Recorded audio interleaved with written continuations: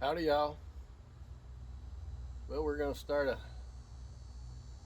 new project. Already got some of it started. But we got a new mold in today, and it's going to be for a air rifle that I'm in the process of building right now. And I'll show you where I'm at on that. But got us a new mold.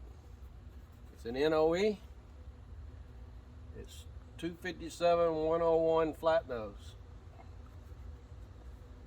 Boat tail. 2-cavity mold. I'll bring you in here in a second to show you the mold. Now, this is a bullet designed by Bob Stern. This is one I shoot in a 308 air rifle. Same design, just different caliber. I like the looks.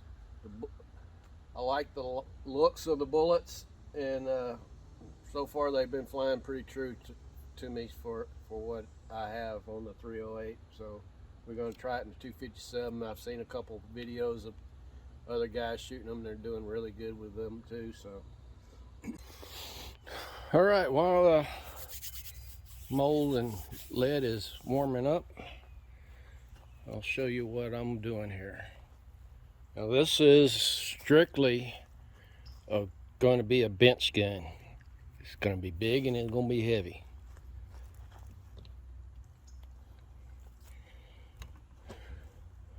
There's what I've got so far. The main lower section here. Pins for the valve. There's actually one on top too. This is going to be the slide for the cocking lever. Back here is where the end plate to hold the hammer spring in. We're running a Timney trigger for a 1903 Springfield. It's been modified. Normally it has a little hole up top up here. You can't see it in this. Let me pull this off here.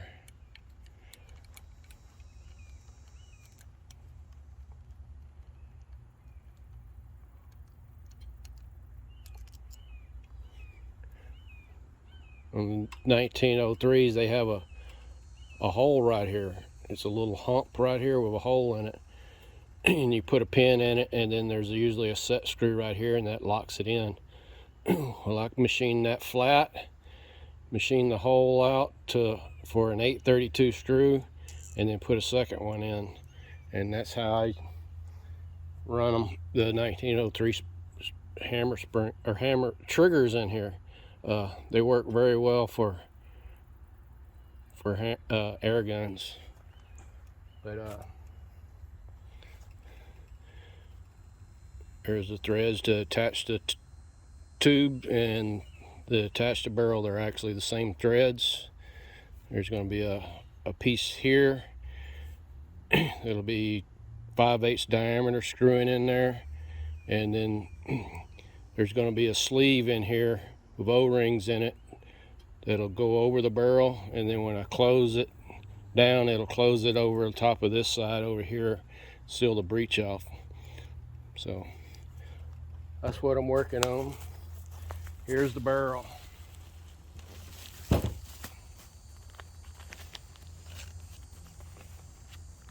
This is a barrel from Green Mountain. See if we can get it to focus in here. 257, 1 and 10. 410 stainless steel, 1.2 diameter. As it is, it weighs 9 pounds. I'm gonna be cutting about that much of it. Well, it'll be that much of it's gonna get cut back, threaded and all that kind of stuff. We're going to be using this AR grip here. I still need to make this lower section yet. Be going right there. Still got a lot of parts to make. Still got a lot of parts to buy yet. I don't have my titanium tube yet for my reservoir. I need gauges, some other stuff.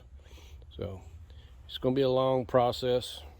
I'm hoping to have it done before the end of the year, but it probably will be. Hopefully in another month or so. Depends on my workload. So anyway, that's the project we're working on. All right. And if you want to see actual casting, what happened on YouTube, you'll have to go to Rumble channel. My Rumble channel is Texas 6. So we have in my lead pot here, since I got my RCBS big pot, I'm going to dedicate that to powder burner bullets, and this is going to be strictly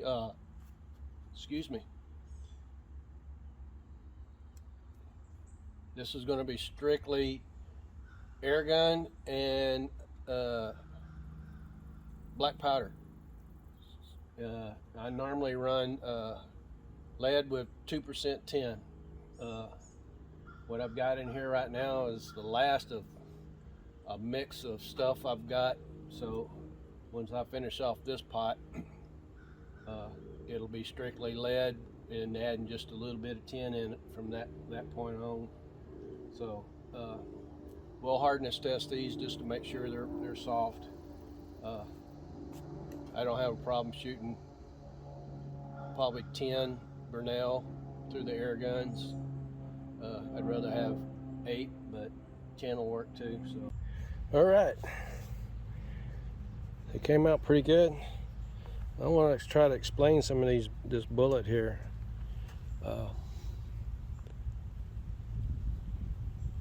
Obviously, you see this undercut here.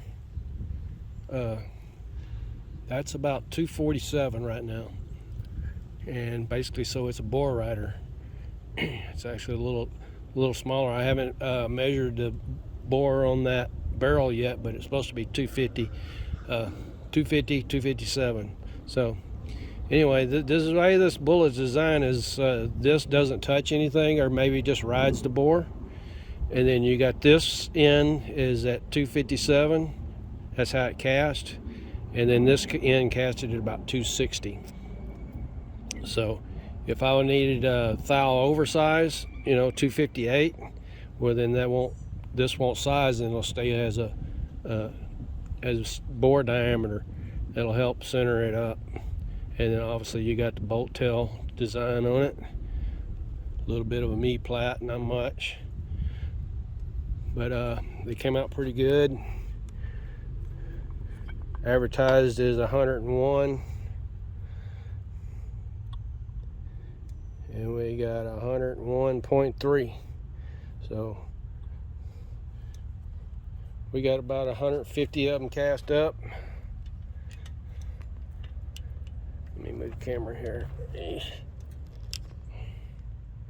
We got about 150, a little over 150. We got enough to do a little we need some to do a hardness test, and we're gonna if they're soft enough, we're gonna slug the bore with it. So let me go get one of them tested. All right, they turned out to be about 5, so that's almost pure lead. So what we're gonna do, we're gonna take one of them, we're gonna slug the bore with it. Y'all can see this or not on camera.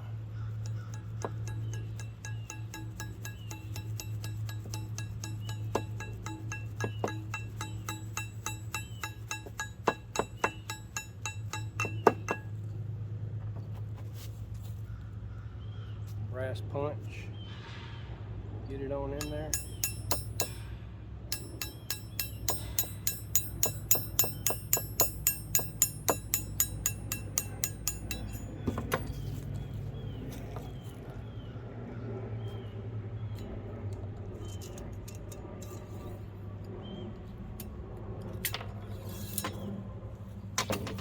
feels a little tight down on the end. It gets a little tighter. All right, let's see what we got here.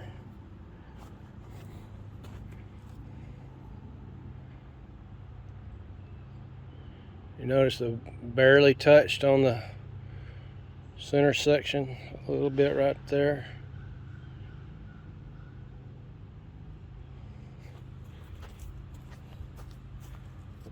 The barrel's still a little dirty. I never cleaned it, so we have 257 and a couple tenths is what we ended up with.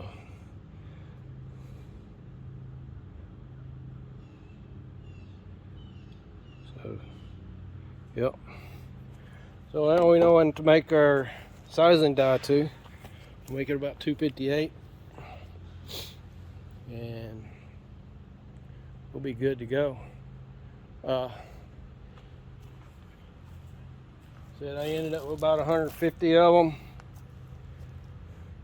on my 308 with a current air bottle I have, a little 90 cubic inch bottle. My original setup on my 308 shooting 130 grains, I was getting 50 shots at the range with that bottle. When I upped it to shoot the 150 grains, I'm getting about 35 shots for one of those bottles. And you gotta realize that's a pretty small bottle, really, compared to the big 60-minute tanks like the firefighters use. So I'm gonna get one of those soon. But right now we're trying to get this together for right now. So anyway, I'm figuring if I can shoot between 35 and 50 with that little bottle to be able to get 50 with shooting this one per bottle. So technically that's 3 outings to the range with it. So got plenty of test bullets to work with it to get started before I ever need to cast anymore. That's one of the reasons I went. Well, there's 2 reasons I went with the 2 cavity. Is you just don't shoot them a whole lot.